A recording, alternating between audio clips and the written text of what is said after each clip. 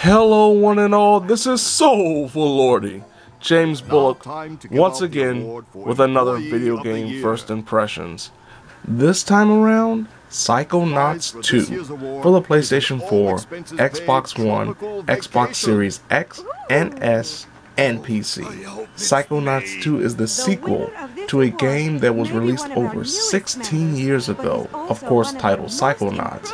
A game that not only featured a very unique aesthetic presentation, but also very memorable characters and fine platforming and combat scenarios. So when it comes to Psychonauts 2, what is there to really accomplish in terms of hitting this high benchmark that compared to the original? And that is by doing a lot of quality of life changes when it came to the combat, and just embracing the weirdness and the absurdity of the narrative, the lore, and the characters that was in Psychonauts 1. You play as Raz, a character that when the first game started just wanted to become a Psychonaut by going to Psycho Camp. And now he's officially a Psychonaut, which is an agency of international espionage, featuring agents with gifted psychic abilities that can combat evildoers that are also powered or extremely smart. The thing about Psychonauts, not only this game but also the first game, is the wackiness and absurdity of the characters and the presentation and the dialogue, while also being very grounded and understanding about some of the elements such as abuse, family issues, PTSD. The presentation from a narrative perspective is still understanding of the trials and tribulations that can come with mental health, while also presenting characters that are very lighthearted, very dark, very morbid, but also incredibly funny. Now from a gameplay perspective, a majority of what made Psychonauts 1 fine is here as well, but when it comes to combat, it has definitely been improved upon. As Raz, you can utilize certain telekinetic powers, including setting things on fire, levitating across gaps, and of course utilizing telekinesis to grab and throw objects. You can also utilize melee attacks that can be comboed, while it's better to utilize your telekinesis and your special abilities. They do have a cooldown meter after use, so sometimes it's best to hit them with a power and then hit them with some melee strikes. And dodging and jumping is definitely a big way to avoid being hit by a variety of enemies, including the sensors that return from the first game that can stamp you out and knock out a lot of health, or even new enemies that fly above you and drop weights, literal ton weights like in an Acme cartoon, on top of Raz if you're not careful, though you can utilize your telekinesis to actually pull the weight from that enemy and throw it on them. When it comes to the abilities, when you get enough experience points, Raz levels up, and of course you get skill points that you can spend to upgrade certain abilities. Now depending on your rank, there are abilities that you cannot upgrade until you get a certain rank. There are also pins that can be bought and found depending on how well you've explored a certain area. And these pins can do everything from increasing the effectiveness of certain abilities or changing the color of the levitation ball that rolls with you if you try to levitate while you're walking around an area. One of the biggest things about the original Psychonauts returns here, and that is the plethora of collectibles.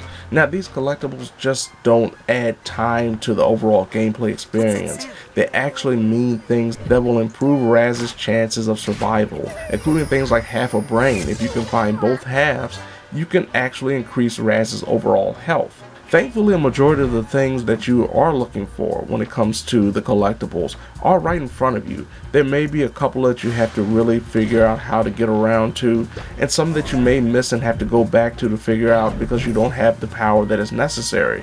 But a majority of the time, if you just search and think about it, you can find almost every collectible without really having to try that hard. When it comes to platforming, a majority of the game is just like the original and most 3D platformers in general. It feels fine, it's mostly intuitive, though due to certain camera angles and just the way the platforming is set up, there will be times where you will miss a jump and inevitably die and will have to restart the platforming section if you miss the jump enough times and run out of health. Thankfully, the checkpoint system is very forgiving. From a technical standpoint, the game looks and feels fantastic. A majority of the time, it sounds good, it looks good, though I will state I am playing on an Xbox One. The load times can be pretty arduous. They can be very lengthy at times. The load times on the 8th generation consoles definitely are hit when it comes to playing Psychonauts 2. Overall, if you love the original Psychonauts, there's no question that you will love this one.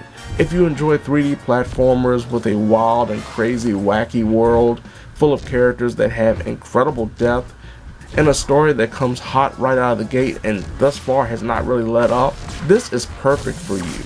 The only real people that I could see that wouldn't enjoy this are those who just don't like 3D platformers, who don't really like 3D combat action, and really who don't like stories in their game. Because if you love all three of those things, you will definitely love Psychonauts 2.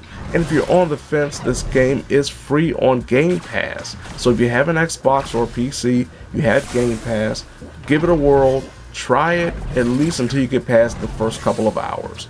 And if you do and you enjoy it, you will enjoy what I've experienced thus far, the rest of the experience. So there you have it. This has been Soulful Lordy, James Bullock, once again with another video game first impressions. Psychonauts 2 for the PlayStation 4, Xbox One, Xbox Series X and S, and PC.